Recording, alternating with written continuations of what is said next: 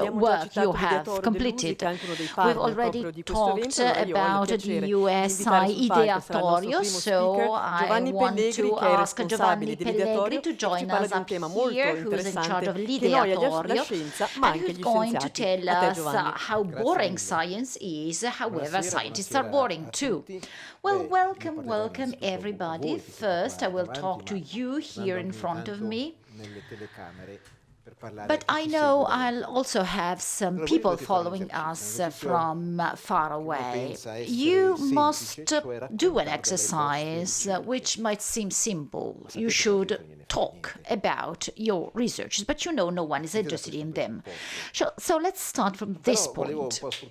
However, I wanted to take advantage of this occasion, and I'll get the remote control. Since there's someone listening to me, I wanted to tell you about my research. When I was a researcher, I actually dealt with the very important coupling between astrocytes, some cells in our brain, even more numerous than neurons. You know that when you think, love, or do something, you need glucose. Neurons work on glucose. Well, no, because my research within a much larger research at the university in Lausanne, we knew that we needed a specific transporter to help neurons absorb their own glucose. But the problem is, how did the neuron understand when glucose was needed? Astrocytes actually were able to measure the quantity of glutamate, which is the most important neurotransmitter we have in our brain. And this glutamate, when hitting an astrocyte, the astrocyte said, okay, there's an active synapses, hence I need glucose. Glucose was brought in, it was changed into lactate, and then lactate was made available to neurons, and hence, in the end, neurons could have energy to do whatever they needed. Very interesting, isn't it? Did you understand? Well, this is a fundamental pillar. As a matter of fact, viewing brain imaging, we actually want to measure this all, whether that's PET or other brain imaging scans allow us to highlight those areas in the brain which are active. So what's wrong with that? Well, I gave you a short slide to summarize what I've said. More or less, this is actually what I said before. I forgot to say that there's a sodium-potassium pump, which is a signal that reports active neurons. So when it also needs glucose, which is ATP, and that's the molecule used by the brain to promote these mechanisms, this is provided by glucose and lactate, because we have just said that it was lactate, which we actually need in the very end. But remember, people don't care if you say that like this. What do we need? Well, today, science must advance with these levels, and these are paramount researches. But for peers, I talk about this in these terms when I talk to my peers, but not when I tell all other people what science is doing. It's not only a problem with you. You could say, okay, never ask him out for dinner. That's not the problem. What goes wrong is the value of scientific research, because when you're not speaking to your peers, you have to change notion into culture. This is the challenge, the notion into culture. So, when we tell something, are we transmitting notions as if we were Wikipedia, or are we performing a cultural act that is demonstrating that the advancement of knowledge changes the view of the world, the view of ourselves, and tries to explain something more about ourselves and the world? This is the value of science. The rest is made up by fundamental notions, very useful ones, ones that are useful for that very slow advancement and that peer exchange. So let's not confuse them. You will be asked to tell about your researches, but starting from the point that I bored you before and you will bore other people. So let's be true to ourselves. How can we change this knowledge, which is fundamental, into something which is not that boring? The idea everyone has is, okay, yes, but if people are not informed about technological and scientific knowledge, how can they vote? We need democracy that must be aware about the contents, and we vote about everything on stem cells, climate change, nuclear plants. So people must be informed. Well, I don't think so. Well, no, yes, they must be informed, but not in the details. When you vote on a tax law, for instance, well, we are paying a lot of money with our taxes. Do you think you're experts? When we vote on fighting planes or squads, do you think you're experts on that? Well, no. So we must have information, but citizens also have the right not to get so delved into how astrocytes work with neurons. So something else is needed. Culture is needed. The fact that there's a brain that thinks and that chooses very tough mechanisms. I rely on researchers for this, but that's enough. In our life we do this. Do you know in the details how an aspirin works?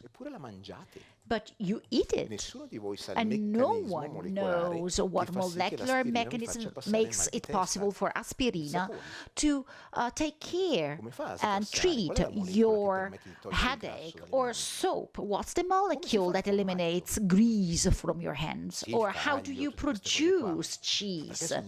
Yes, milk, but why are different types of cheese is so different? Or a power switch. Do you know where that power comes from and how it is transmitted through the wiring? Or your smartphone. Can you tell me how this tool we use every single day, every single moment in our life works? We don't know the details, because if someone actually told me, well, okay, tell me how I switch it on and then I can use it. So this is not an hymn to ignorance, but I believe this is a communication level that first conveys something different, which is a cultural concept, trust in what is being done. Of course, then, all anti-science movement, we must do something, but as if the problem were not with the people who believe that COVID does not exist, or who believe that climate change is not taking place, who believe that vaccines are useless. And if it were a problem of trust with science and scientists, and not so much a question of a number of notions, we've never had so many scientific notions, libraries, in the internet, Wikipedia. We have never had so much scientific know-how at our availability. So it's not a question of quality or quantity of information. It's a problem that the scientist and science must be active members of our own society. We must be able to talk with them. We must be able to listen to what people say, not only explain them. This is the great change. So that's why, that's how probably these movements would change. So the other question I actually wanted to highlight for your interventions is this one. This is what many years ago Gregory Bateson used to say: the beautiful and the ugly, the literal and the metaphoric, the sane and the insane, the humorous and the serious. All these, and even love and hate, are matters that science presently avoids. We have deprived of emotions and passions our scientific communications because we were told we must be rational and all perfectly correct. So you are turned into robots, like astrocytes, that produce this, and that. But this is crazy, I'm talking just now because I have an active brain, but I don't know how my brain produces my thought and words. This is interesting for everybody. So then I can tell you that this is exactly what my science is studying. Then people can say, okay, this is interesting, but I'll never start from the mechanism. In our Ideatorio lab, we accept so many people. Probably astronomy can actually tell us about this. We could live without astronomy, but why are we studying it? Because there you see the gap between a very useful scientific knowledge, how the universe works, and the visitor who gets passionate just watching the stars in the sky. And they say, wow, how emotional. I saw the Milky Way 2 days ago, and I really felt so small in the universe. This is the beginning of scientific research. Who are we? Why are we alive? This is what we need to get back. Let's pay a great homage to culture, because this is not only knowledge explanation. This is a path for all people. So how can your research be turned to a mother who's at home with her children, or a baker's? We are within a very huge universe, but this is science turning into culture, because that lets me understand more about myself and the world. This is what we have to do to change science into culture. Otherwise, this is just Wikipedia. But then I don't need to listen to you, and I'll just read through Wikipedia. Well, more or less, this is the image I found on the internet. You should know that. You probably believe that it must be like this. I hope you are passionate about what we are doing. This is the most important thing for you to do now. But as a matter of fact, the audience is not waiting for you. Just like we all. They're at home, they have children, people at the hospital, or some food to prepare. Now there's this man over here chatting and chatting and chatting. Let's try to interact in a different way. So, change. I was talking to Krejci before, and I said the worst thing we could do is to give recommendations, and he said, well, I've just understood that after a few years. I'll just give you some food for thought, because recommendations are useless. You must pick from your charisma, your skills, your personal reflections, not that objective, rational, scientific one. You must bring a chunk yourself into your research. The greatest results from research came when someone started putting himself or herself totally at stake. So, these are not recommendations, these are just foods for thought. Do not communicate anything, but I'm communicating to a person, and who's that person I'm talking to? This is exactly what I've just told you. This is the dramatic aspect of science today, this gap which we are not bridging. Science is not culture.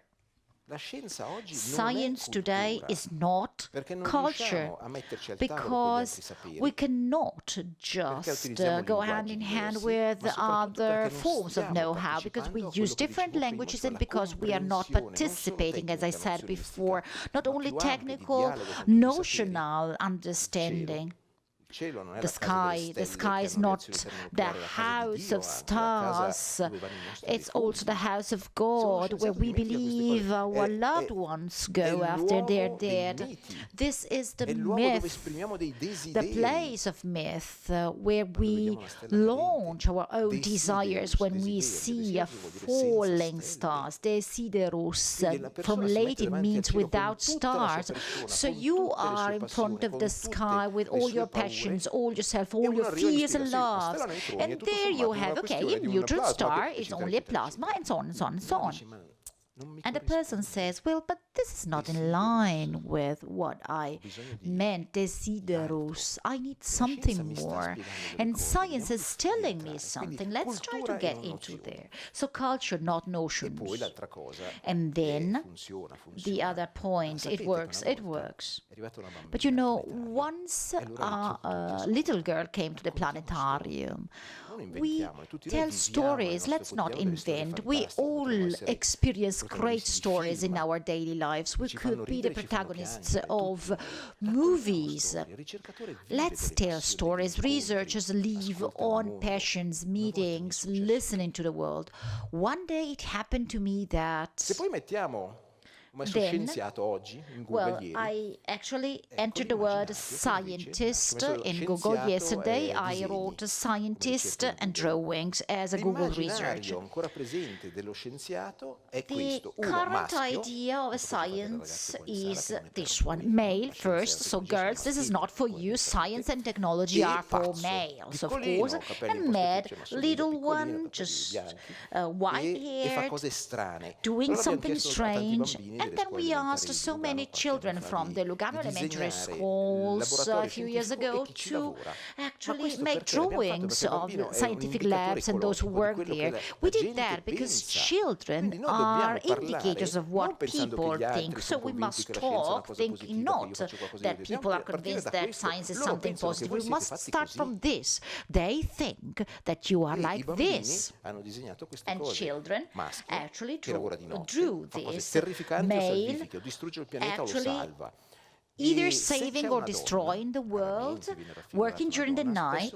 Only very rarely women appear. Quite often they look like witches that do something with their magic wands or magic potions. I might show you so many drawings. You see, great, terrible. This type of science is terrible, clonation, all kinds of issues and problems. So this is the indicator of what society currently thinks about the work scientists do and about technological development.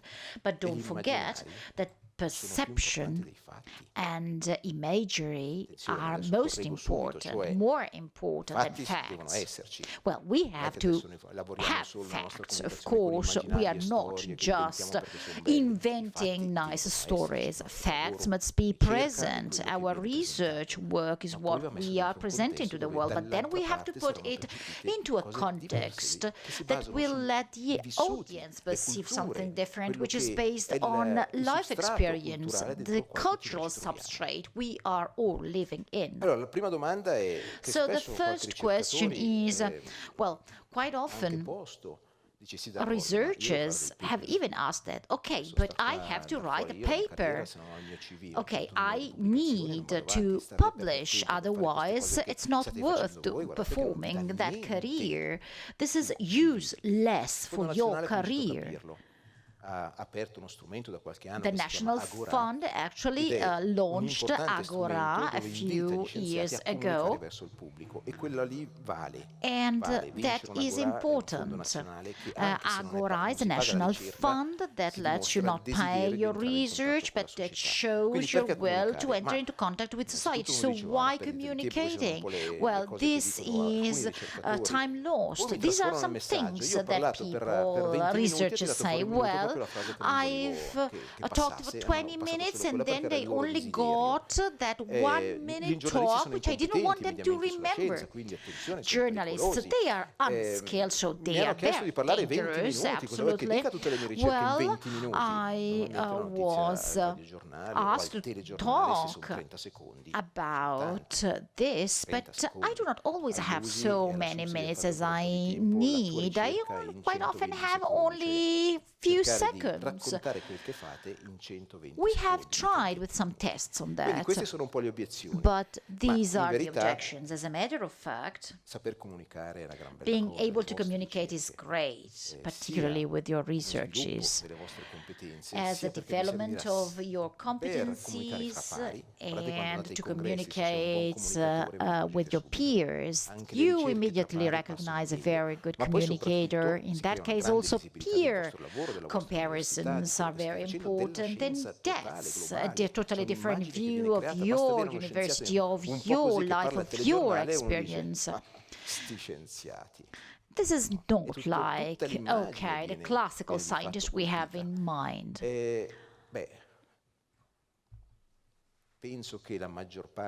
I think that most of your research is paid by citizens. Your compensation as a researcher is paid by the citizens through taxes. So this is a fact connected to democracy and responsibility. We cannot but be accountable for what we have done with the money paid by the citizens.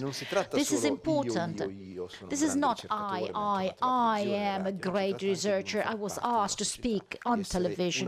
This is being part of what we have in our society.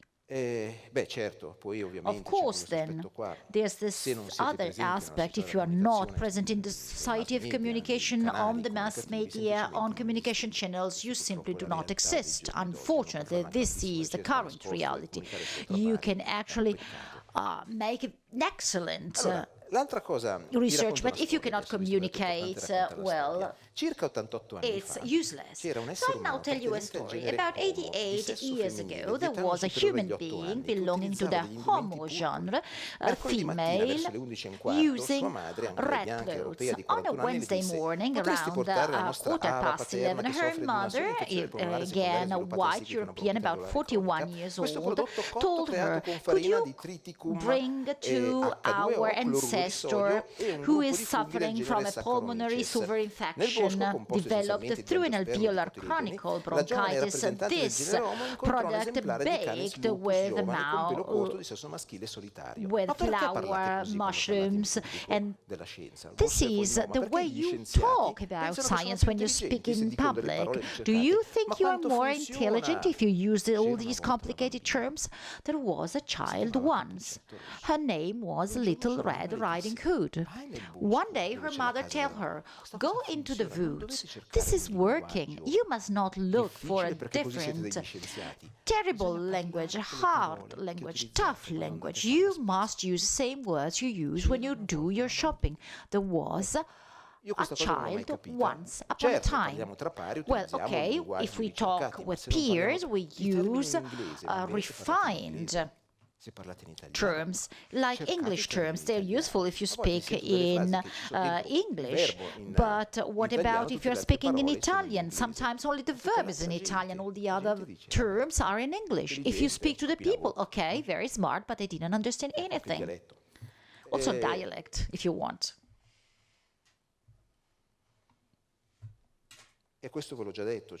I've already said this. Maybe we should not only spread detailed information within the scientific context of your topic. You must demonstrate how science is advancing. You must be critical to your own research works. Not we have discovered this or that. Well, no, we made a little step forward thanks to the work made by others. People. And this is what we must think today.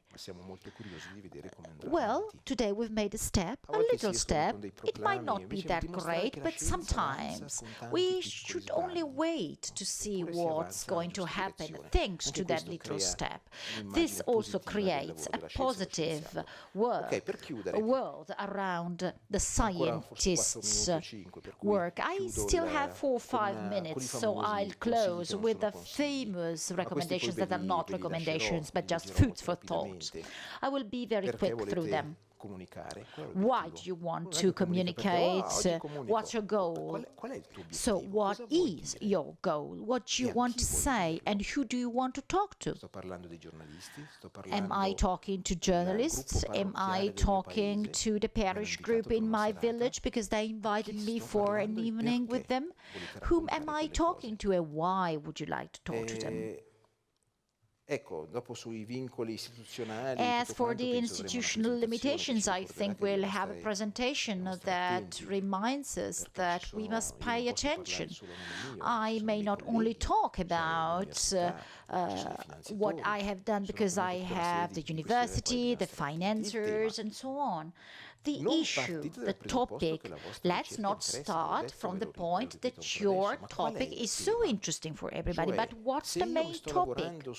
I mean, if I'm working on the protein of the COVID virus and we are analyzing all the amino acid sequence that of maybe the receptor where this protein hooks to penetrate our own cells, well, I would never start like this. We all know that the pandemic is on.